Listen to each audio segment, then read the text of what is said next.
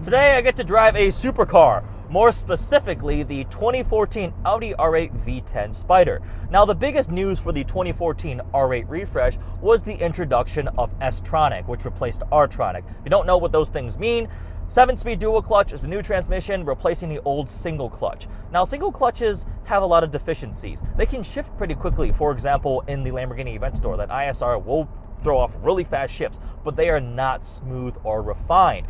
Leaving a stop sign, trying to park at slow speeds, they are very, very jerky and just hard to live with. This new 7-speed is way better. It shifts in as quick as 100 milliseconds. It can drop straight from 7th gear down to 2nd gear. It completely transforms the driving experience of this car. Power comes from a 5.2-liter V10 engine, which is pretty much the LP560 motor from the Lamborghini. In this car, it makes 525 horsepower and just under 400 pound-feet of torque and revs to an astronomical 8,700 RPM of naturally aspirated goodness. Styling changes for the refresh are subtle. The most noticeable ones are the new LED headlights and taillights.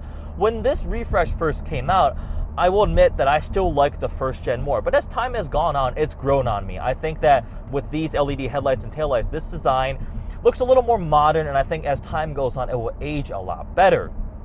Regardless, every single R8 out there is so drop-dead gorgeous. The proportions are perfect. I will say I like the coupe more than the Spyder because of the side blades are such a big part of the signature design. From an interior perspective, this car has the quilted leather seats. It's got quilted leather on the side panels too, some nice carbon fiber. Materials and material quality is excellent. But I will say it's getting a little bit dated in terms of stuff like the electronics and the display screens. Most noticeably, the center screen, center console here, along with MMI, starting to show its age a bit. I do like that it's got the analog tachometer and speedometer, but the screens are getting old. It's compared to the brand new generation. No comparison can be made. Those feel like futuristic spaceships compared to this interior. It's still a very nice place to be. Space, not that spacious. I am towards the taller end. I'll fit barely. Over a long period, it would get uncomfortable, and the front isn't really that big because of the all-wheel drive setup. There's not that much cargo space, but again, hey, this is an R8. From a handling perspective, it's pretty good. Magnetic ride is standard on this car. I'm not going to try to say the full name because I'll probably try it 12 times and mess up all 12 times. But the general gist of it is you get magnetic fluid-filled dampers, which allows you to alter the stiffness of it very, very quickly, which means you can have pretty good handling without compromising the ride quality too much.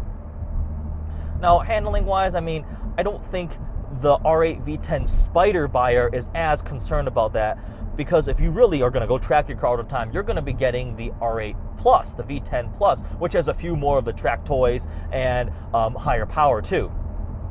But overall, this car with Quattro as standard, 85% power split towards the rear usually. It is a lot of fun to drive, great handling vehicle. It's a supercar. From competitor standpoint, I'd say something like the Porsche 911 Turbo S, or maybe some lower spec Ferraris. Obviously, the LP560 could be a step up because it's almost exactly the same car with just the Lamborghini exterior and the badge.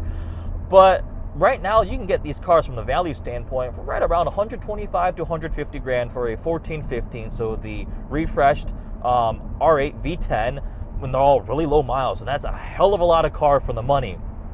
Now, the higher priced ones, there's some I saw for 150 to almost 160 for an R8 V10 Plus. You're getting into the territory of a brand new non-Plus R8, the newest one. Now that will obviously have a way better interior. It's a newer car, so I'm gonna get trade-offs right there. Which one do you want?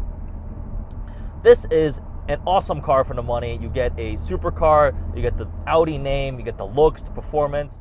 So I'm gonna use a 0 to 100 scale to quantify how much do I desire this car and just other cars in general. 0 being, nah, don't care about it, literally don't want it at all. 100 being, I'm gonna go sell everything I own to go buy this car right now. I'd say this R8 V10 would be right about 85. Now it's beautiful, it sounds great, it's great to drive, but it is starting to show its age a little bit. But then if you talk about the value, great value right there.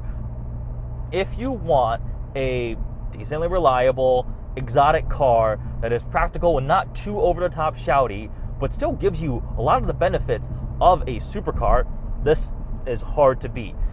More exotic than something like a Porsche Turbo S, more reliable than something like a Ferrari, strikes a great midpoint.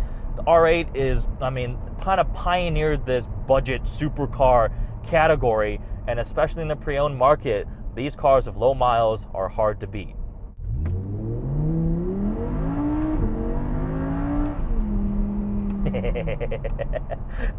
Overall, I love this car. It's awesome. I've spent a lot of time with it. Fortunate to get to see it and drive it pretty frequently, but hope you guys like this video. If you have any questions, please let me know. Thanks for watching.